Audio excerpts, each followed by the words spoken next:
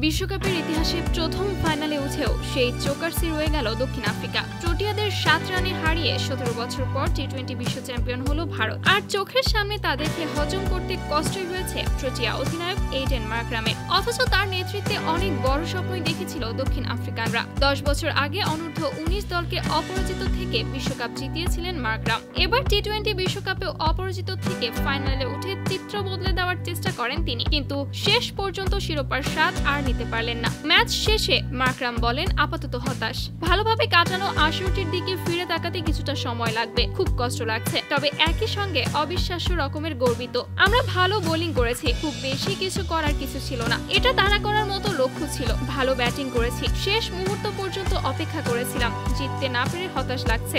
আমরা কখনোই স্বস্তিতে ছিলাম না, স্কোরবোর্ডের চাপ সব সময় ছিল, বিশেষ করে শেষ দিকের ব্যাপারগুলো দ্রুতই ঘটে গেল। তবে আমরা যে যোগ্য ফাইনালিস্ট সেটা প্রমাণ করতে এক দুর্দান্ত অবস্থায় ছিলাম। দক্ষিণ আফ্রিকানরা প্রতিদ্বন্দ্বিতাপূর্ণ, শ্রদ্ধাশীল এবং হারার আগে হার মানে না। এটা এখনো আমাদের জন্য গর্বের মুহূর্ত।